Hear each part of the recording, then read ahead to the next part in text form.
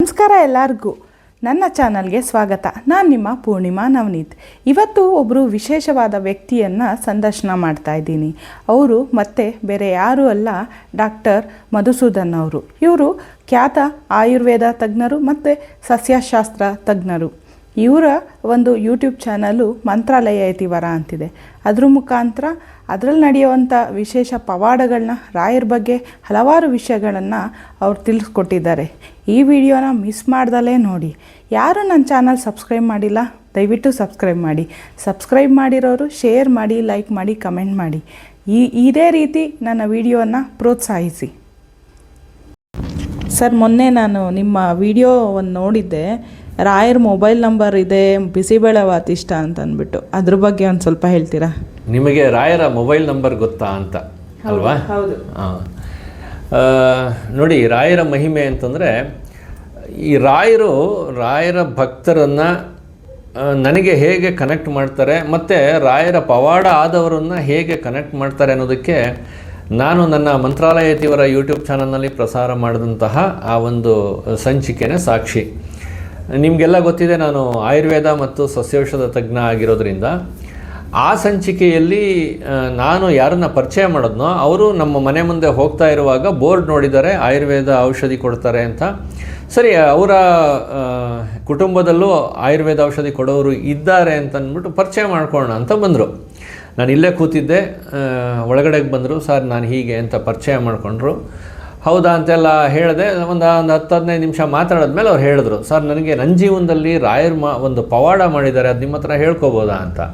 ಖಂಡಿತವಾಗ್ಲೂ ಹೇಳಿ ಅಂತಂದೆ. ಆವಾಗ ಅವ್ರು ಹೇಳಿದ್ರು, ರಾಯರು ನನಗೆ ನಮ್ಮ ಮನೆಗೆ ಈ ರೀತಿ ಒಬ್ಬ ವ್ಯಕ್ತಿಯ ರೂಪದಲ್ಲಿ, ನಾನು ಡ್ಯೂಟಿ ಮುಗಿಸ್ಕೊಂಡು ಬರ್ತಾಯಿದ್ದೆ ಸರ್, ನಾಗರಬಾವಿ ಸರ್ಕಲ್ನಲ್ಲಿ ಯಾರೋ ಒಬ್ಬ ವಯಸ್ಸಾದಂಥ ವ್ಯಕ್ತಿ, ಅವರು ಎಲ್ಲರಿಗೂ ಲಿಫ್ಟ್ ಕೇಳ್ತಾಯಿದ್ರು, ಯಾರೂ ಕೊಡ್ತಾ ಇರಲಿಲ್ಲ, ಕತ್ಲೆ ಹೊತ್ತು ಬೇರೆ. ನಾನು ಎಲ್ರಿಗೂ ಲಿಫ್ಟ್ ಕೊಡ್ತೀನಿ, ಸಾಮಾನ್ಯ ವಯಸ್ಸಾದವರು ಅಂದರೆ ನಾನು ಗಾಡೀಲಿ ಕೂರಿಸ್ಕೊಂಡು ಕರ್ಕೊಂಡೋಗಿ ಬಿಡ್ತೀನಿ, ಇವ್ರಿಗೆ ಯಾರೂ ಲಿಫ್ಟೇ ಕೊಡ್ತಾ ಇಲ್ವಲ್ಲ ಪಾಪ ಅಂದ್ಬಿಟ್ಟು, ಎಲ್ಲಿಗೆ ಹೋಗಬೇಕು ನೀವು ಅಂತ ಕೇಳಿದೆ. ನಾನು ಇಲ್ಲೇ ನಾಗರಬಾವಿಗೆ ಹೋಗಬೇಕು ಕಣಪ್ಪ, ನನಗೆ ಲಿಫ್ಟ್ ಕೊಡ್ತೀಯಾ ಅಂತ ಅವ್ರಿಗೆ ಕೇಳಿದ್ರಂತೆ ಆ ವಯಸ್ಸಾದಂತಹ ಹಿರಿಯರು. ಅಯ್ಯೋ, ಅದಕ್ಕೇನಂತೆ, ಬನ್ನಿ ಕೂತ್ಕೊಳ್ಳಿ ಅಂತ ಕೂರಿಸ್ಕೊಂಡು, ವಯಸ್ಸಾಗಿದೆ ಅಂತ ಅಂದ್ಬಿಟ್ಟು ಅವ್ರು ನಿಧಾನಕ್ಕೆ ಅವ್ರನ್ನ ಕರ್ಕೊಂಡು ಹೋಗ್ತಿದ್ದಾರಂತೆ. ಕತ್ತಲೆ ಎಲ್ಲಿರುತ್ತೋ ಆ ಜಾಗದಲ್ಲಿ ನನ್ನನ್ನು ಇಳಿಸು ಅಂದ್ರಂತೆ ಅವರು. ನೋಡಿ ರಾಯರ ಮಹಿಮೆ ಹೇಗಿದೆ ಅಂತ. ರಸ್ತೆನಲ್ಲೋ ಬೆಳಕಿರೋ ಜಾಗದಲ್ಲೋ ಅವ್ರು ಇಳಿಲಿಲ್ಲ, ಕತ್ತಲೆನಲ್ಲಿ ಇಳಿದ್ಬಿಟ್ಟು, ಆಯಿತು ನಾನು ಇಲ್ಲಿಂದ ಮನೆಗೆ ಹೋಗ್ತೀನಪ್ಪ, ನೀನು ಹೋಗುವಂತೆ ಮನೆಗೆ, ನೀನು ಮೊಬೈಲ್ ನಂಬರ್ ಕೊಡು ಅಂತ ಕೇಳಿದ್ರಂತೆ. ಅಪರಿಚಿತ ಸ್ಥಳ, ಕತ್ತಲೆ, ಇವ್ರು ಯಾರು ಅಂತಲೇ ಗೊತ್ತಿಲ್ಲ, ಇವರು ಮೊಬೈಲ್ ನಂಬರ್ ಕೇಳ್ತಿದಾರಲ್ಲ, ಏನು ಮಾಡಲಿ ಅಂತ. ನಿಮ್ಗೆ ಯಾಕೆ ನನ್ನ ಮೊಬೈಲ್ ನಂಬರು ಅಂದ್ರಂತೆ. ಇರಲಿ ಕೊಡಪ್ಪ, ಏನಾದ್ರು ಸಂದರ್ಭ ಬಂದಾಗ ಬೇಕಾಗುತ್ತೆ, ನೀನು ಮೊಬೈಲ್ ನಂಬರು ನನಗೆ ಮೊಬೈಲಿಗೆ ಹಾಕ್ಕೊಡು ಅಂತ ಅಂದ್ಬಿಟ್ಟು ಅವರೇ ಡಯಲ್ ಮಾಡಿ ಮೊಬೈಲ್ ನಂಬರ್ನ ಹಾಕಿ ಸೇವ್ ಮಾಡಿ ಇಟ್ಕೊಂಡಿದ್ದಾರೆ. ಇವ್ರಿಗೂ ಅಷ್ಟೇ, ರಾಘವೇಂದ್ರ ಅನ್ನೋ ನಿಮ್ಮ ಹೆಸರೇನು ಅಂತ ಕೇಳಿದ್ರಂತೆ. ಇವ್ರು ಸೇವ್ ಮಾಡ್ಕೋಬೇಕಲ್ಲ, ರಾಘವೇಂದ್ರ ಅಂತ ಹಾಕ್ಕೊಳಪ್ಪ ಅಂದ್ರಂತೆ. ನೋಡಿ, ಆವಾಗಲೂ ಅವ್ರಿಗೆ ಗೊತ್ತಾಗಿಲ್ಲ, ಏನೋ ಕೋಇನ್ಸಿಡೆನ್ಸು ಅಂತ ಅಂದ್ಕೊಂಡಿದ್ದಾರೆ. ರಾಘವೇಂದ್ರ ರೋಡಲ್ಲಿ ಸಿಕ್ಕಿದಂಥವ್ರು ಅಂತ ಸೇವ್ ಮಾಡ್ಕೊಂಡಿದ್ದಾರೆ. ಅವ್ರಿಗೆ ಗೊತ್ತಾಗಬೇಕಲ್ಲ, ರಾಘವೇಂದ್ರ ಅನ್ನೋ ಹೆಸರಿನವ್ರು ಬೇಕಾದಷ್ಟು ಜನ ಇರ್ತಾರೆ. ಆ ರೀತಿ ಸೇವ್ ಮಾಡ್ಕೊಂಡಿದ್ದಾರೆ. 2 ದಿನ 3 ದಿನ ಆಗಿದೆ, ಅವ್ರು ಫೋನ್ ಮಾಡಿದ್ರಂತೆ, ನಿಮ್ಮ ಮನೆ ಎಲ್ಲಿದೆಯಪ್ಪ, ನಿಮ್ಮ ಮನೆಗೆ ಬರಬೇಕು ನಾನು ಅಂತ.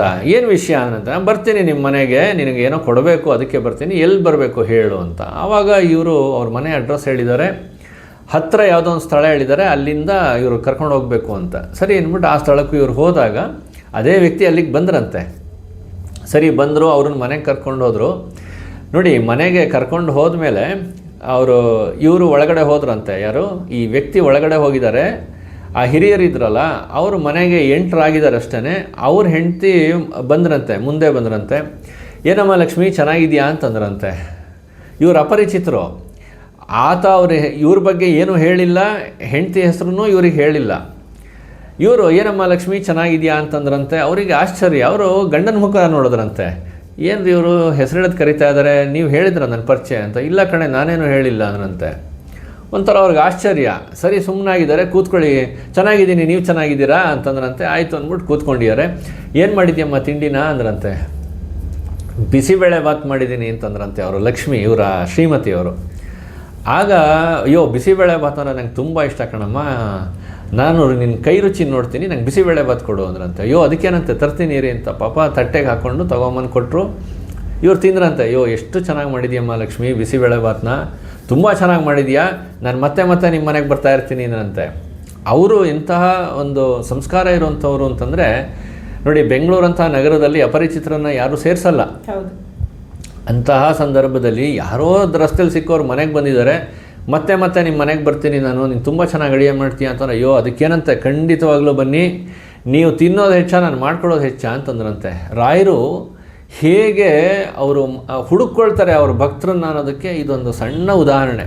ಆ ಮನಸ್ಥಿತಿ, ಆ ಸಂಸ್ಕಾರ ಇದೆ ಅಂತ ಗೊತ್ತಿರೋದ್ರಿಂದಲೇ ರಾಯರು ಅವ್ರ ಮನೆಗೆ ಬಂದಿದ್ದು. ಆದರೆ ಇವ್ರಿಗೆ ಗೊತ್ತಾಗ್ತಾ ಇಲ್ಲ ಇವರೇ ರಾಯರು ಅಂತ, ಈ ರೂಪದಲ್ಲಿ ಬಂದಿದ್ದಾರೆ ಅಂತ. ಬಿಸಿಬೇಳೆಭಾತ್ ತಿಂದಾಯಿತು, ಆಮೇಲೆ ಒಂದು ತಟ್ಟೆ ತೊಗೊಂಬರಮ್ಮ ಅಂದ್ರಂತೆ.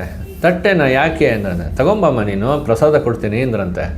ಸರಿ, ಇವರು ದೇವ್ರ ಮನೆಯಲ್ಲಿ ತುಂಬ ಚೆನ್ನಾಗಿ ರಾಯರ ಪೂಜೆ ಮಾಡೋದು, ಆ ದೇವರುಗಳ ವಿಗ್ರಹ, ನಾನು ನನ್ನ ವಿಡಿಯೋದಲ್ಲಿ ಅದನ್ನು ವಿಡಿಯೋದಲ್ಲಿದೆ. ಹೌದು, ತೋರಿಸಿದ್ದೀನಿ. ಅವರು ದೇವ್ರ ಮನೆಯಲ್ಲಿ ಇಟ್ಕೊಂಡಿರೋವಂಥ ಒಂದು ಬೆಳ್ಳಿ ತಟ್ಟೆ ತೊಗೊಂಡು ಬಂದು ತಗೊಳ್ಳಿ ಅಂತ ಕೊಟ್ಟರಂತೆ ಅವ್ರ ಕೈಗೆ. ಅವರು ಆ ಬೆಳ್ಳಿ ತಟ್ಟೆ ಒಳಗಡೆ ಮೊದಲು ತಿರುಪತಿ ಪ್ರಸಾದ ಇಟ್ಟರಂತೆ, ಲಡ್ಡು ಇಟ್ಟರಂತೆ. ಅದರ ಪಕ್ಕ ರಾಯರ ಮೃತ್ತಿಕೆ ಇಟ್ಟರಂತೆ. ಅದರ ಪಕ್ಕ ರಾಯರ ಮಂತ್ರಾಕ್ಷತೆನ ಇಟ್ಟು ತಗೊಳ್ಳಮ್ಮ ಅಂತ ಕೊಟ್ಟರಂತೆ. ಇವ್ರಿಗೆ ಆಶ್ಚರ್ಯ ನೋಡಿ, ತಿರುಪತಿ ಪ್ರಸಾದ ಅದು ಹೇಗಿತ್ತಂತೆ ಅಂದರೆ, ಈಗ ಮಾಡಿ ತಂದಿಟ್ಟರೆ, ಅಂದರೆ ಫ್ರೆಶ್ ಆಗಿ ಮಾಡಿ ತಂದಿಟ್ಟರೆ ಏನು ಆ ಪರಿಮಳ ಬರುತ್ತೋ ಆ ಪರಿಮಳ ಆ ಲಡ್ಡುನಲ್ಲಿ ಬರ್ತಾ ಇತ್ತಂತೆ. ಆಮೇಲೆ ಪರಿಮಳ ಪ್ರಸಾದನೂ ಅದರಲ್ಲಿ ಇಟ್ಟಿದ್ದಾರೆ. ಪರಿಮಳ ಪ್ರಸಾದ ಹೇಗಿದೆ ಅಂತಂದರೆ ಅದು ಅಷ್ಟೇ, ಈಗಷ್ಟೇ ತಯಾರಾಗಿದೆ ಅನ್ನೋ ಥರದಲ್ಲಿದೆ. ಅದ್ರ ಜೊತೆಗೆ ಗಂಧ ಮತ್ತು ಅಕ್ಷತೆ ಇಷ್ಟೂ ಇವ್ರಿಗೆ ಆನಂದ ಆಗೋಯ್ತಂತೆ. ನೋಡಿ, ನಾವು ಯಾರಿಗಾದರೂ ರಾಯರ ಪ್ರಸಾದ ಬೇಕು, ತಿರುಪತಿ ಪ್ರಸಾದ ಬೇಕು ಅಂತಂದರೆ ನಾವು ಹೋಗಿ ಕೇಳಬೇಕು, ಅಥವಾ ತುಂಬ ಆತ್ಮೀಯರಾದರೆ ಪಕ್ಕದವರಾದರೆ ಕೊಡ್ತಾರೆ. ಹೌದು ಹೌದು. ಇವ್ರು ಯಾರೋ ರಸ್ತೆಯಲ್ಲಿ ಪರಿಚಯ ಆದವರು ಮನೆಗೆ ಬಂದು ರಾಯರ ಮೃತ್ತಿಕೆಯನ್ನು ಕೊಡ್ತಾ ಇದ್ದಾರೆ ಅಂತಂದರೆ ಇವ್ರಿಗೆ ಅವಾಗಲೂ ಒಂಥರ ರೋಮಾಂಚನ ಆಯ್ತಂತೆ. ಏನಿದು, ಏನು ನಡೀತಾ ಇದೆ ಅಂತ. ತೊಗೊಂಡೋಗಿ ದೇವ್ರ ಮನೇಲಿ ಇಡಮ್ಮ ಅಂದ್ರಂತೆ. ಇವರು ದೇವ್ರ ಮನೆಯಲ್ಲಿ ತೊಗೊಂಡು ಬಂದು ಆ ತಟ್ಟೆ ಇಟ್ಟರಂತೆ. ಅದೇ ಸಮಯಕ್ಕೆ ಅವ್ರ ಮಗ ಆಚೆಗೆ ಬಂದಂತೆ. ಮಗ ಆಚೆಗೆ ಬಂದಾಗ ಅವನನ್ನು ಅಪ್ಕೊಂಡು, ಏನಪ್ಪ ಚೆನ್ನಾಗಿ ಓದ್ತಾ ಇದೆಯೇನೋ ಮರಿ ಅಂತ ಮಾತಾಡ್ಸಿದ್ರಂತೆ. ಅವನ ಹೆಸರು ಕೇಳಿದ್ದಾರೆ, ಅವನ ಹೆಸರು ಇವ್ರು ಹೇಳಿದ್ದಾರೆ. ಅವನು ಇವ್ರಿಗೆ ಗೊತ್ತಿಲ್ಲ, ಅವನು ಅವ್ರ ಅಪ್ಪ ಅಮ್ಮನ ಮುಖ ನೋಡ್ತೀನಂತೆ, ನನ್ನ ಹೆಸರು ಇವ್ರು ಹೇಳಿರ್ಬೋದು ಅಂತ. ಅವರೂ ಹೇಳಿಲ್ಲ. ನೋಡಿ, ರಾಯರ ಮಹಿಮೆ ಅಂದರೆ ಇದೇನೆ. ಸೊ ಎಲ್ಲರನ್ನೂ ಮಾತಾಡಿಸ್ಕೊಂಡು, ಆಯ್ತಪ್ಪ ನಾನು ಬರ್ತೀನಿ, ಇನ್ನೊಂದು ಸಲ ಬರ್ತೀನಮ್ಮ ಲಕ್ಷ್ಮಿ ನಿಮ್ಮ ಮನೆಗೆ ಅಂತ ಹೇಳಿ ಮನೆಯಿಂದ ಹೊರಟು ಎಲ್ಲಿ ಅವ್ರು ಕರ್ಕೊಂಬಂದಿದ್ರಲ್ಲ ಆ ಸ್ಥಳಕ್ಕೆ ಇವರನ್ನು, ನಾನು ಬಿಟ್ಬಿಡಪ್ಪ, ನಾನು ಹೊರಟೋಗ್ತೀನಿ, ನನ್ನ ಮೊಮ್ಮಗ ಬರ್ತಾನೆ ಅಂತಂದ್ರಂತೆ. ಸರಿ, ಇವರು ಅಲ್ಲಿ ಬಿಟ್ಬಿಟ್ಟು ಬಂದಿದ್ದಾರೆ. ಒಂದು ಅರ್ಧ ಗಂಟೆ 1 ಗಂಟೆ ಆದಮೇಲೆ ಇವರು ಶ್ರೀಮತಿ ಲಕ್ಷ್ಮಿ ಇದ್ರಲ್ಲ, ಅವ್ರು ಹೇಳಿದ್ರಂತೆ, ರೀ ನೀವು ಇಷ್ಟೊತ್ತಾಯಿತು, ಪಾಪ ಅವರು ಮನೆ ತಲುಪಿದಾರೋ ಇಲ್ವೋ, ಇನ್ನೂ ಫೋನ್ ಮಾಡಿಲ್ಲ, ಒಂಚೂರು ಕೇಳ್ಕೊಳ್ಳಿ, ವಯಸ್ಸಾದವರು ಪಾಪ, ಸಂಸ್ಕಾರ ನೋಡಿ ಹೇಗಿದೆ, ವಯಸ್ಸಾದ ವ್ಯಕ್ತಿ ಮನೆಗೆ ಬಂದು ಹೋಗಿದ್ದಾರೆ, ಮನೆಗೆ ತಲುಪಿದಾರೋ ಇಲ್ವೋ ಬೆಂಗಳೂರು, ಏನಾಯ್ತೋ ಏನೋ ಕೇಳಿ ಅಂತ ಆಕೆ ಕೇಳಿದ್ರಂತೆ. ಸರಿ ಆಯಿತು ಮಾಡೋಣ ಅಂತ ಅಂದ್ಬಿಟ್ಟು ಮೊಬೈಲ್ ತೆಗೆದು, ಅವ್ರು ಡಯಲ್ ಬರುವಾಗ ಫೋನ್ ಮಾಡಿದ್ರಲ್ಲ ಅವರು, ಮೊಬೈಲ್ ತೆಗೆದು ಅವ್ರ ನಂಬರನ್ನು ಹುಡುಕಿದ್ರೆ ಮೊಬೈಲಲ್ಲಿ ಅವ್ರ ನಂಬರೇ ಇಲ್ವಂತೆ, ಅದೃಶ್ಯ ಆಗೋಗಿದೆ. ನನಗೆ ಅವ್ರು ಹೇಳ್ತಾ ಇದ್ದರೆ ನನಗೆ ಒಂದು ಕಡೆ ಕಣ್ಣೀರು ಬರ್ತಾ ಇದೆ, ಇನ್ನೊಂದು ಕಡೆ ರೋಮಾಂಚನ ಆಗ್ತಾ ಇದೆ. ಮೊಬೈಲ್ ನಂಬರೇ ಇಲ್ಲ. ಅವ್ರ ಮೊಬೈಲ್ ನಂಬರೇ ಇಲ್ವಲ್ಲ, ಎಲ್ಲೋಯ್ತು ಮೊಬೈಲ್ ನಂಬರು? ಮಿಸ್ಡ್ ಕಾಲಲ್ಲೂ ಇಲ್ಲ, ಡಯಲ್ಡಲ್ಲೂ ಇಲ್ಲ. ಕಾಂಟ್ಯಾಕ್ಟ್ಸ್ಗೆ ಹೋಗಿ ನೋಡಿದ್ರೆ ಕಾಂಟ್ಯಾಕ್ಟ್ಸಲ್ಲೂ ಆ ನಂಬರ್ ಇಲ್ಲ.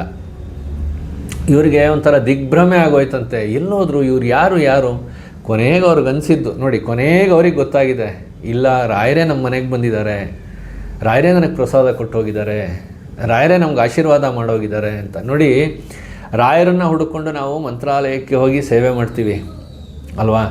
ರಾಯರು ಸ್ವತಃ ಒಬ್ಬ ವ್ಯಕ್ತಿಯ ರೂಪದಲ್ಲಿ ಮನೆಗೆ ಬಂದು ಆಶೀರ್ವಾದ ಮಾಡಿ ಪ್ರಸಾದ ಕೊಟ್ಟು ನೀವೆಲ್ಲರೂ ಚೆನ್ನಾಗಿರಿ ಅಂತ ಅನುಗ್ರಹ ಮಾಡೋದ್ರೆ ಅದಕ್ಕಿಂತ ಸೌಭಾಗ್ಯ ಇನ್ನೇನಿದೆ?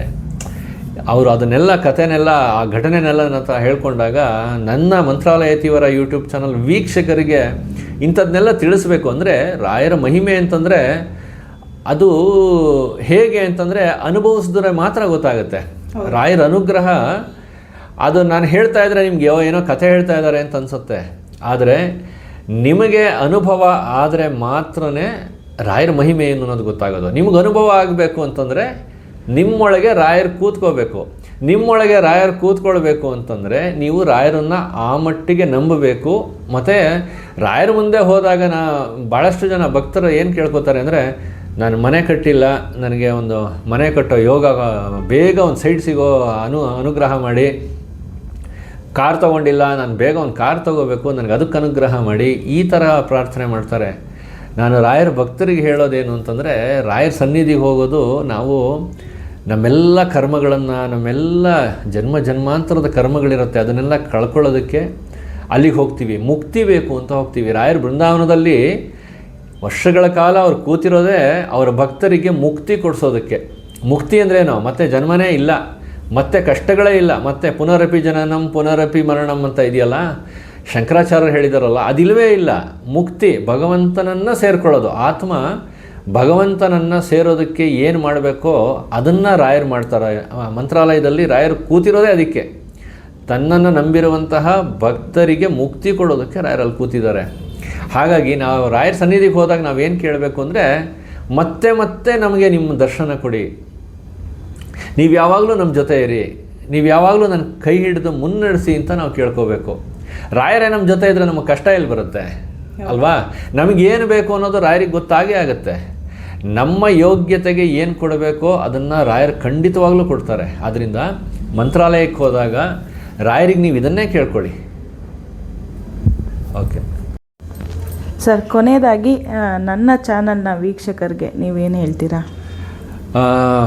ಪೂರ್ಣಿಮಾ ನವನೀತ್ ಯೂಟ್ಯೂಬ್ ಚಾನಲ್ ವೀಕ್ಷಕರಿಗೆ ನಾನು ಹೇಳೋದಿಷ್ಟೇ, ಪೂರ್ಣಿಮಾ ಮತ್ತು ನವನೀತ್ ಇವರು ದಂಪತಿಗಳು ನಡೆಸ್ತಾ ಇರುವಂತಹ ಈ ಯೂಟ್ಯೂಬ್ ಚಾನಲ್ನಲ್ಲಿ ಒಂದು ಹೊಸದಾದಂಥ ಒಂದು ಪ್ರಯತ್ನವನ್ನು ಮಾಡ್ತಾ ಇದ್ದಾರೆ. ಇವರಿಗೆ ನೀವೆಲ್ಲರೂ ಪ್ರೋತ್ಸಾಹ ಕೊಡಿ. ಈ ಚಾನಲ್ ಇನ್ನೂ ಎತ್ತರಕ್ಕೆ ಬೆಳಿಬೇಕು, ಹೆಚ್ಚು ಹೆಚ್ಚು ವೀಕ್ಷಕರಾಗಬೇಕು. ಯೂಟ್ಯೂಬ್ ಚಾನಲ್ಲು ಸಾಕಷ್ಟಿರುತ್ತೆ, ಆದರೆ ಪ್ರತಿಯೊಬ್ಬ ಯೂಟ್ಯೂಬರ್ ಕೊಡುವಂತಹ ಕಂಟೆಂಟ್ಗಳು, ವಿಚಾರಗಳು ಬೇರೆ ಬೇರೆ ಇರುತ್ತೆ. ಆದ್ದರಿಂದ ಒಳ್ಳೆಯ ವಿಚಾರಗಳನ್ನು ಇವರು ಪ್ರಸಾರ ಮಾಡ್ತಾ ಇರೋದರಿಂದ ಯಾರ್ಯಾರು ಈ ವಿಡಿಯೋ ನೋಡ್ತಾ ಇದ್ದೀರಾ ತಕ್ಷಣ ಸಬ್ಸ್ಕ್ರೈಬ್ ಮಾಡ್ಕೊಳ್ಳಿ, ಜೊತೆಗೆ ಈ ಚಾನಲ್ಗೆ ಸಪೋರ್ಟ್ ಮಾಡಿ ಅಂತ ಕೇಳ್ತೀನಿ. ಹಾಗೆಯೇ ರಾಯರ ಭಕ್ತರೆಲ್ಲರಿಗೂ ಕೂಡ ರಾಯರ ಅನುಗ್ರಹ ಆಗಲಿ ಅಂತ ಪ್ರಾರ್ಥಿಸ್ತೀನಿ. ನಮಸ್ಕಾರ. ನಮಸ್ಕಾರ ಸರ್.